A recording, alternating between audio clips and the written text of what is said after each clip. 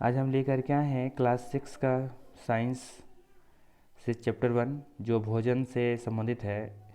इस चैप्टर में जितने भी क्वेश्चन हैं सभी क्वेश्चन का इसी वीडियो में हम सॉल्व करने वाले हैं। तो चलिए एक एक करके देखते हैं। यहाँ पर पहला क्वेश्चन है, सही उत्तर का चयन कीजिए। फर्स्ट है आलू में होता है। तो आपको सभी को पता है कि आलू में क्या होता है, मंड होता है। ठीक है, क्या होता है, मंड होता है। इसको हम लोग स्टार्च के नाम से भी जानते हैं, जो कार्बोहाइड्रेट का एक रूप है।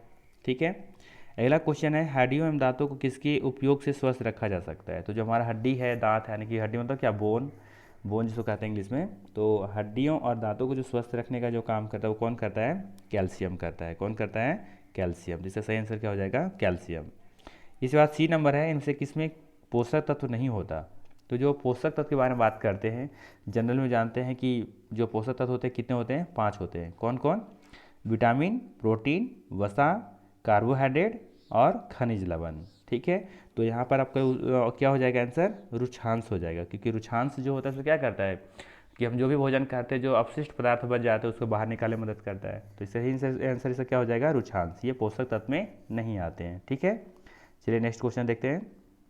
नेक्स्ट क्वेश्चन है, घेंघा रोग किसकी कमी से होती है। तो घेंघा रोग किसकी कमी से होती है, तो होता है ये आयोडीन की कमी से। किस कमी से, आयोडीन की कमी से। ये घेंघा रोग जानते हैं क्या होता है, ये घेंघा रोग अक्सर देखते होंगे जो महिलाओं में अधिकांश ज़्यादा देख पाया जाता है। गले में देखते होंगे कि कुछ मांसपेशियाँ बाहर निकल जाती हैं, जब बहुत बड़ा फैल या फूल जाता है वो, तो उसी को हम लोग क्या बोलते हैं, घेंघा रोग। तो उसमें इसको बचाव के लिए हमें क्या कर खाना चाहिए, आयोडीन लेना चाहिए। आज के जो भी नमक आ रहा है तो उसमें हम लोग जानते हैं कि ज़्यादातर मात्रा में आयोडीन, जो भी नमक खरीदते हैं उसमें आयोडीन पाया जाता है, आयोडीन मिलता है। ठीक है, तो उससे क्या होता है, आजकल के महिलाओं में देखते होंगे कि ये घेंघा रोग बहुत कम पाया जाता है। लेकिन आज से लगभग 25-30 साल पहले की बात हम देखेंगे तो महिलाओं के, पहले की महिलाओं में बहुत ज़्यादा ये चीज़ पाया जाता था। लेकिन अब ये चीज़ ना के बराबर होता है, क्योंकि हम लोग अब जो नमक खाते हैं उसमें ऑलरेडी आयोडीन की मात्रा अवेलेबल होता है। ठीक है, तो नमक का आपको कौन सा खाना चाहिए, आयोडीन वाला। ठीक है, तो उससे घेंघा रोग आपको कभी भी नहीं होगा। ठीक है, चलिए क्वेश्चन नंबर 2 देखते हैं। ऐसे दो दो खाद्य पदार्थों के नाम लिखिए जिनमें निम्न पोषक तत्व प्रचुर मात्रा में पाए जाते हैं। जिससे आपको बताना है कि वसा, तो वसा में क्या चीज़ खाने से हमको वसा ज़्यादा प्रचुर मात्रा में मिलेगा, प्रचुर मतलब अधिक मात्रा में। तो देखिए यहाँ पर मेरे पास है ऑप्शन में आंसर में लेकर के आए, एक है मूंगफली और एक मक्खन। ये दोनों में आपको वसा बहुत ज़्यादा मात्रा में मिल जाएगा। और भी बहुत सारे ऐसे ऑयली जो प्रोडक्ट होते हैं, ऑयली फूड जो होते हैं, ऑयली जो भोजन होते हैं, है ना, उस चीज़ को खाने से भी आपको वसा बहुत ज़्यादा मात्रा में मिल जाएगा। बस ध्यान ये रखना है कि ऑयली फूड होना चाहिए, यानी कि तेल वाला पदार्थ जितना भी है आप उसे खाएंगे तो आपको क्या मिल जाएगा, उसमें वसा मिल जाएगा। उसके बाद है मंड। मंड क्या होता है, जो स्टार्च जिसके बारे में हम लोग जानते हैं। ठीक है, जो कार्बोहाइड्रेट का ही ग्रुप होता है। तो इस बुक में जब पढ़ेंगे तो आपको क्या क्या मिल जाएगा, एक आलू मिल जाएगा और एक चावल। रोटी में भी हम लोग को वसा में थी, मंड मिल जाएगा। ठीक है, इसी बात है रुक्षांश। रुक्षांश क्या होता है, जब भी पिछला स्लाइड में हम लोग देखे थे कि रुक्षांश के बारे में पढ़ रहे थे। तो रुक्षांश क्या होता है, अपशिष्ट पदार्थों को बाहर निकालने में मदद करता है। ये कौन मदद करता है, तो आपको उसके लिए ताज़ी सब्जियां खानी होंगी, फल खाना होगा। ज़्यादातर आप सलाद का इस्तेमाल यदि करते हैं तो वो आपको रुक्षांश वहाँ से बहुत अच्छा मात्रा में मिल जाएगा। इस बात है प्रोटीन। प्रोटीन सबसे ज़्यादा जो मिलता है वो सोयाबीन मिलता है। और जितने प्रकार के दाल हैं, कोई भी प्रकार के दाल आप खाते हैं तो उसमें आपको प्रोटीन मिल जाएगा। ठीक है, चलिए नेक्स्ट क्वेश्चन है, इनमें से सही कथन के सामने एवं गलत के सामने गलत का चिन्ह लगाना है। जो गलत है उसको गलत करना है, जो सही है वो सही करना है। ठीक है, चलिए तो ए नंबर देखते हैं, केवल चावल खाने से हम अपने शरीर के पोषण संबंधी आवश्यकताओं को पूरा कर सकते हैं। तो हमें जितना भी पोषण संबंधी आवश्यकता है वो सिर्फ चावल खाने से आपको मिल जाएगा, बिल्कुल नहीं मिलेगा। चावल खाने से वो क्या मिलेगा, ज़्यादा ज़्यादा मिलेगा आपको, कार्बोहाइड्रेट मिल जाएगी यानी एनर्जी मिल जाएगा, लेकिन बाकी चीज़ें हमें और जो चाहिए वो तो नहीं मिल पाएगा। तो ये क्या हो जाएगा, गलत हो जाएगा। ठीक है, नेक्स्ट है, संतुलित आहार लेकर अभावजन्य रोगों की रोकथाम की जा सकती है। बिल्कुल की जा सकती है। अगर आप संतुलित आहार लेते हैं, ऐसे पोषक तत्व लेते हैं तो किसी भी तरीके से रोगों से बचा जा सकता है। तो ये बिल्कुल सही है। सी नंबर है, शरीर के लिए संतुलित आहार में भिन्न भिन्न प्रकार के खाद्य पदार्थ होना चाहिए। तो संतुलित आहार जब हम लेते हैं तो जाहिर सी बात है कि भिन्न भिन्न प्रकार के खाद्य पदार्थ होंगे, तभी तो आपको अलग अलग तरह के ये पोषक तत्व मिलेंगे। तो बिल्कुल ये क्या है, सही है। मतलब शरीर के लिए संतुलित आहार में भिन्न भिन्न प्रकार के खाद्य पदार्थ होना ही चाहिए। ठीक है, डी नंबर है शरीर को सही पोषक तत्व उपलब्ध कराने के लिए केवल मांस पर्याप्त है। बिल्कुल गलत है।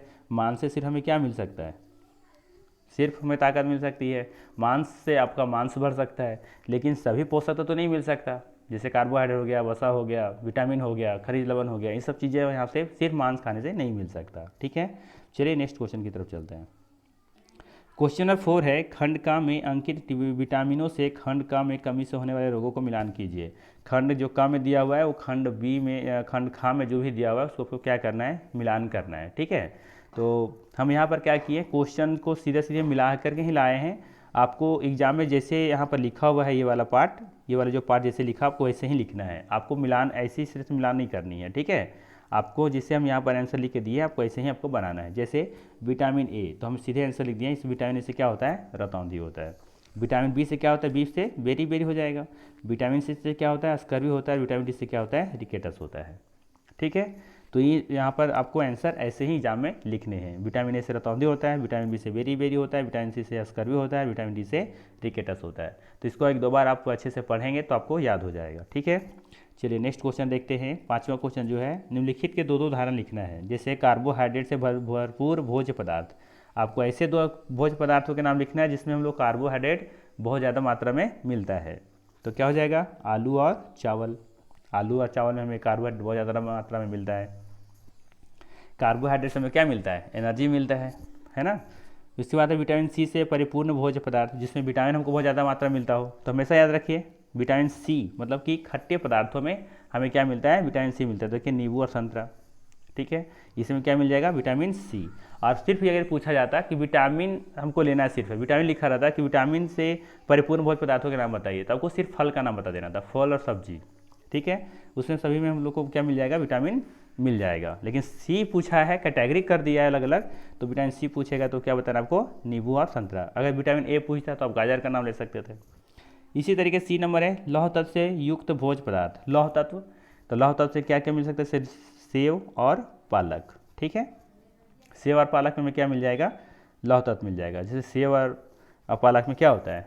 आयरन होता है बहुत ज़्यादा मात्रा में। ठीक है, खास करके उन महिलाओं को जिनके खून की कमी है उन लोगों को सेव और पालक का ये उपयोग ज़्यादा करना चाहिए। ठीक है, क्योंकि सेव और पालक खाने से क्या मिलेगा? लौह तत्व मिलेगा, मतलब कि आयरन मिलेगा, मतलब कि खून की कमी दूर हो सकता है इससे। ठीक है, डी नंबर है अत्यधिक रुक्षांश के स्रोत वाले भोज्य पदार्थ, जो हमें बहुत ज़्यादा रुक्षांश मिलेंगे। अभी पिछला स्लाइड में आपको बताए थे, क्या बताए थे कि सब्जी और फल का सलाद खाइए, है ना, तो वहाँ से आपको क्या मिल जाएगा? रुक्षांश मिल जाएगा। तो ये दो आंसर हो जाएगा आपका। ये नंबर क्या है? खनिज तत्वों की कमी से होने वाले रोग। तो खनिज तत्व की कमी से होने वाले रोग क्या हैं? दंत क्षय, है ना, दांत जो दंत क्षय मतलब क्या? दांत का झड़ना। और एक है एनीमिया, जो कि खून की कमी होता है। तो खून की कमी से हमें क्या क्या खाने से खून की कमी को दूर किया जा सकता है? तो बताया था अभी, पालक खाइए, सेब खाइए।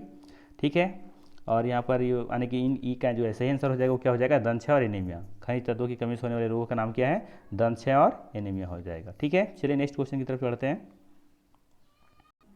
नेक्स्ट क्वेश्चन है निम्नलिखित के एक एक लक्षण लिखिए। जैसे सूखा रोग, तो सूखा रोग का क्या लक्षण है? देखते होंगे कि जिसका सूखा रोग हो जाता है मतलब कि उसका शरीर का जो हड्डी उड्डी दिखाई देने लगता है, तो मतलब कि कंकाल का दिखाई देना। ठीक है, कंकाल का दिखाई देना। उसके बाद है पायरिया रोग। पायरिया रोग क्या होता है?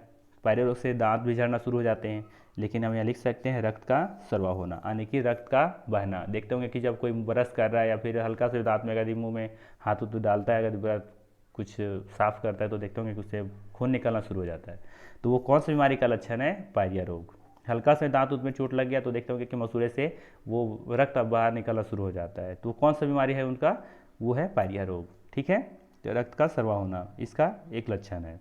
दूसरा है, तीसरा है घेंघा रोग। घेंघा रोग में क्या होता है? पिछला स्लाइड में आप लोग को बताया था ना कि घेंघा रोग से क्या होता है? गले में, खास करके महिलाओं में ज़्यादा देखा जाता है, गले का जो मांसपेशियाँ बाहर निकलना शुरू हो जाता है, गले का में वो फूल जाता है, सूजन आ जाता है ना, तो उसको क्या कहते हैं? घेंघा रोग।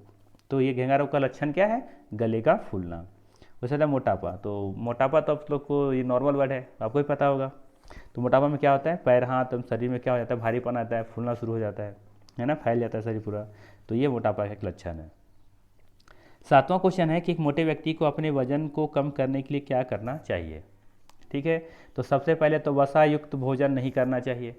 ठीक है ना, वसा युक्त जो भोजन है उसको अवॉइड करना चाहिए, वसा युक्त। और क्या करना चाहिए, जंक फूड नहीं लेना चाहिए, बिल्कुल एकदम अवॉइड करना चाहिए, जंक फूड से बचना चाहिए, और डेली एक्सरसाइज करना चाहिए, व्यायाम करना चाहिए। ठीक है, तो इसका सही आंसर हम यहाँ पर लिख के दिए हैं आप लोग को कि मोटे व्यक्ति को वजन कम करने के लिए नियमित रूप से योगासन करना चाहिए, यानी योगा करना चाहिए, एक्सरसाइज करना चाहिए, साथ ही जंक फूड खाने से परहेज करना चाहिए, है ना। और ऑयली जो फूड होता है उस चीज़ से भी अब क्या होना चाहिए, अवॉइड उसको करना चाहिए। ठीक है, चलिए नेक्स्ट क्वेश्चन की तरफ चलते हैं। नेक्स्ट क्वेश्चन है कुछ जंक फूड के नाम लिखिए, कुछ जंक फूड के नाम लिखिए। तो जंक फूड क्या होता है, फास्ट फूड, है ना, जो बहुत फास्ट फूड नाम ही है फास्ट फूड, जो बहुत तेज़ी से बन जाए, जैसे पिज्ज़ा, बर्गर, चाउमीन, पास्ता। जाते हुए दुकान तो देखते होंगे कि बस डाला 2 मिनट के अंदर आपका रेडी है, तो उस सभी क्या है, सभी जंक फूड है। ये सब भोजन से हमें बचना चाहिए। क्यों बचना चाहिए, क्योंकि सब चीज़ों में क्या होता है ना, नमक बहुत ज़्यादा मात्रा में होता है। ठीक है, तो ये सभी बीमारी का कारण बन सकता है, तो इसे पिज्ज़ा, बर्गर, चाउमीन, पास्ता ये सब ना के बराबर लेना चाहिए हम लोग को। ठीक है, नेक्स्ट क्वेश्चन है भोजन बर्बाद नहीं हो इसके लिए आपको क्या करेंगे। तो इसका उत्तर आप खुद से भी दे सकते हैं कि भोजन बर्बाद नहीं होना चाहिए उसके लिए क्या क्या करना चाहिए। तो कोशिश ये करना चाहिए कि भोजन जितना हो सकता है उतना ही बनाया जाए। अगर ज़्यादा भोजन बच भी गया है तो उसे फ्रिज में रख करके उसको सुरक्षित रख सकते हैं। ठीक है, और क्या कर सकते हैं, भोजन को हम दूषित होने से बचा सकते हैं, है कि नहीं। तो ये सब चीज़ हम कर सकते हैं। तो यहाँ पे लिखा है भोजन बर्बाद नहीं हो इसीलिए कि आप क्या करेंगे। तो ज़रूरत से ज़्यादा प्लेट में भोजन नहीं लेना चाहिए, बचा हुआ भोजन फ्रिज में रख देना चाहिए ताकि वो ख़राब ना हो। तीसरा हो जाएगा कि भोजन को दूषित होने से बचा कर रखना चाहिए। ठीक है, तो चलिए ये था भोजन से 9 क्वेश्चन जिससे हम लोग सॉल्व किए।